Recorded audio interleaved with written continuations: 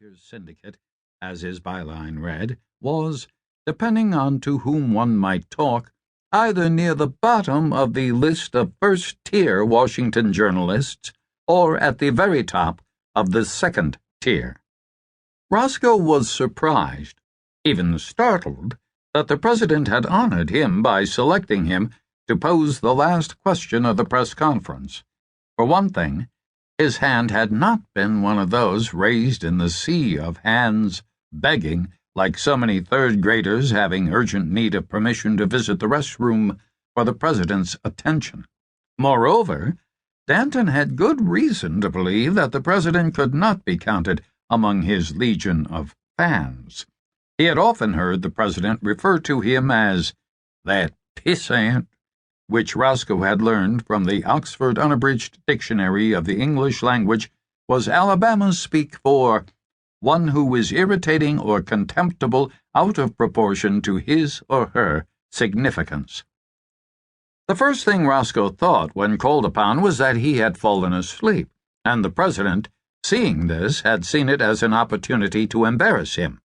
Clendenin liked to embarrass people, and did so often. Roscoe thought it was entirely possible that he had dozed off. He was not in the briefing room to make notes on what the president would say, but rather because it was one of the very few places in Washington where Miss Eleanor Dilworth could not follow him. Miss Dilworth, who brought to her stalking techniques her 27 years' experience in the clandestine service of the Central Intelligence Agency, had been lurking in a dark corner of the bar in the old Ebbett Grill on 15th Street Northwest, around the corner from the White House, at noon, when Roscoe had entered for his breakfast Bloody Mary. He managed to make it to the White House press conference safely, thus sparing himself from being presented with yet another cornucopia of unpleasant revelations vis-a-vis the CIA Miss Dilworth wanted to bring to the attention of the American people via Roscoe's columns, which were published in more than 300 newspapers in the United States and around the world.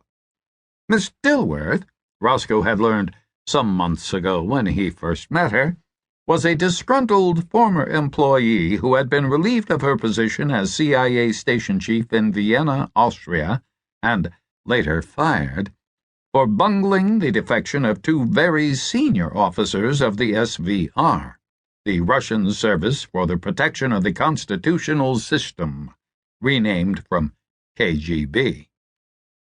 Since meeting Miss Dilworth and becoming close, he often thought much too uncomfortably close, to others involved in the incident, Roscoe had come to the conclusion that the facts were not quite as she presented them, and that she royally deserved getting the boot from the CIA.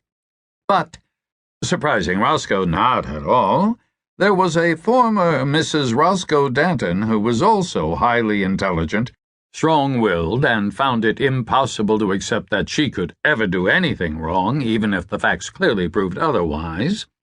Miss Dilworth was determined to wreak havoc on the CIA, and had selected Roscoe as her instrument to do so. "Well, Mr. Danton?" the president asked, flashing his famous benign smile. Danton's brain went on autopilot. He heard his words as they came out of his mouth. "I was wondering, Mr. President, how goes your unrelenting war on drugs and piracy?" "That ought to fix you, you bastard. You know as well as I do that you're losing it. Unmitigated disaster is a gross understatement." The president's benign smile widened as he replied, "I'm glad you asked that, Roscoe," the president replied. "I didn't have a chance to get into that earlier in the press conference." I recognized that gotcha smile, and I wouldn't be getting it unless he somehow got me again, but how? I'll be goddamned. That had to be the one question he didn't want to get into earlier, or ever. "Just as soon as this press conference is over," the president went on, "I'm going to meet with members of my cabinet and other senior officials to deal with those wars. I'll be the first."